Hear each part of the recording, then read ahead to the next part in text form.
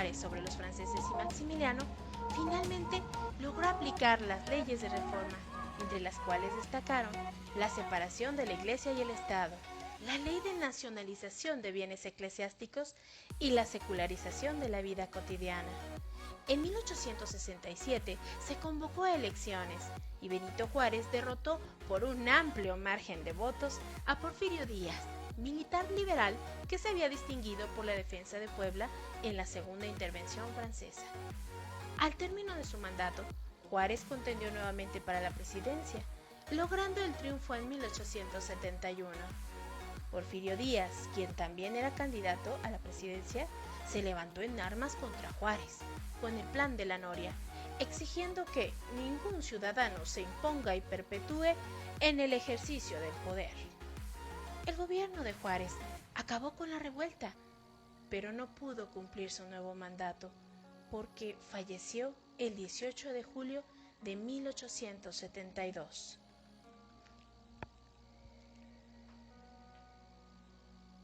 Muerto Juárez, Sebastián Lerdo de Tejada, jefe de la Suprema Corte de Justicia, se quedó al frente del gobierno como presidente interino hasta 1876, año en el que intentó reelegirse. Entonces, Porfirio Díaz hizo un nuevo llamado a tomar las armas, encabezando la rebelión de Tuxtepec y enarbolando el lema sufragio efectivo, no reelección.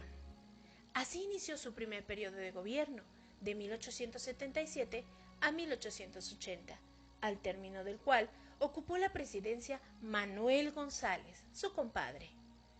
Díaz regresó al poder en 1885 y ahí permaneció reeligiéndose hasta 1911. Su gobierno se caracterizó por una estabilidad política que no hubo en todo el siglo XIX, estableciendo durante poco más de 30 años la denominada paz porfiriana. Díaz llevó a cabo el saneamiento de las finanzas públicas para concretar proyectos productivos tales como impulsar las inversiones extranjeras, introducir avances tecnológicos en la minería, la industria, la actividad agrícola y comercial. La construcción de ferrocarriles representó uno de los hechos con mayor repercusión económica. El tendido ferroviario llegó a todos los rincones del territorio nacional. El país quedó comunicado a través del telégrafo. Se impulsó la educación y el arte. Se estableció el positivismo. Se creó el método onomatopéyico de lectura y se construyeron obras monumentales como el Palacio de Bellas Artes.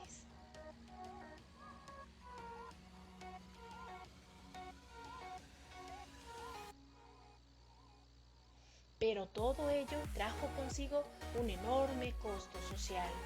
El progreso no llegó a la mayoría de la población, compuesta por familias numerosas que vivían en el campo con precarias condiciones de salud y alimentación muy deficiente.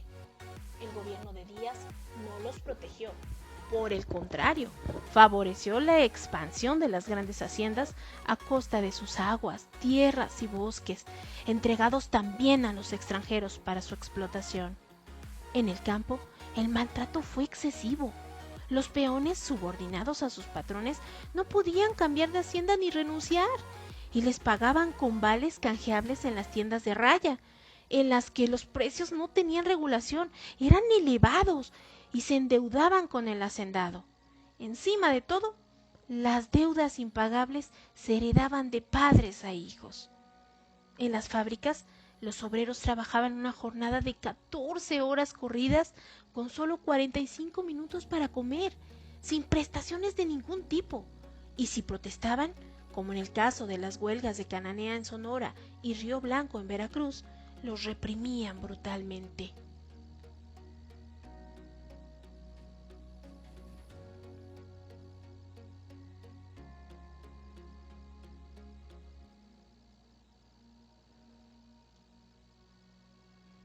Estudiemos las dos etapas del porfiriato.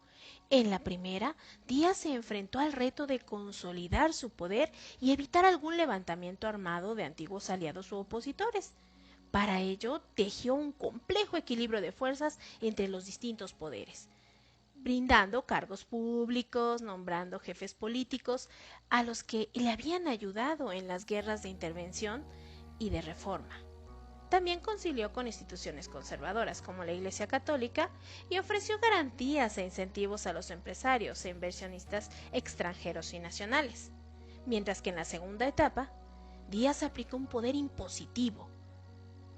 Todos cumplían la voluntad del presidente y se allegó de una generación de intelectuales que coincidían con el positivismo, corriente de pensamiento basada en el método científico. Por ello se les denominó los científicos, quienes establecieron la consigna de orden y progreso. Entre sus miembros más destacados se encuentran José Yves Limantour y Justo Sierra.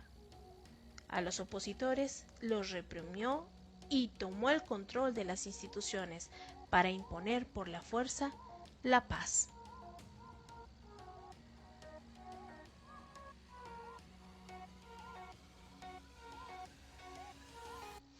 Para Porfirio Díaz y las élites, la modernización era considerada un éxito. Para la mayoría de la población, significó el origen de una serie de contrariedades políticas, sociales y económicas que desencadenaron la Revolución Mexicana de 1910. La concentración del poder en una sola persona por tantos años obstaculizó los caminos para llegar a la democracia y varios sectores de la población reclamaron al ver a Porfirio Díaz como un dictador represor, incapaz de enfrentar los desafíos del nuevo siglo.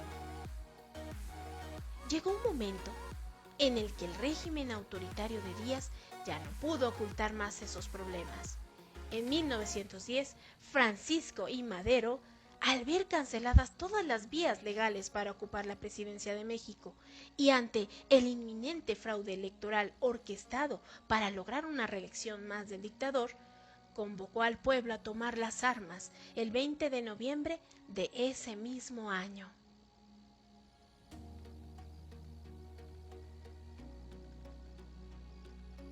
En conclusión, el porfiriato se caracterizó por la falta de libertades y de democracia.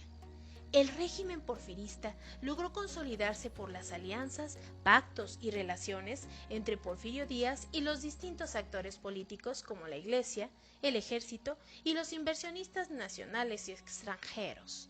Utilizó mecanismos de control que iban de la conciliación a la represión. A ello se sumó la censura y la falta de libertades, lo cual generó un hartazgo generalizado en la mayoría de la sociedad, que llevó al pueblo a la Revolución Mexicana de 1910. Hasta aquí nuestro recorrido por el porfiriato. ¡Nos vemos la próxima! ¡Hasta pronto!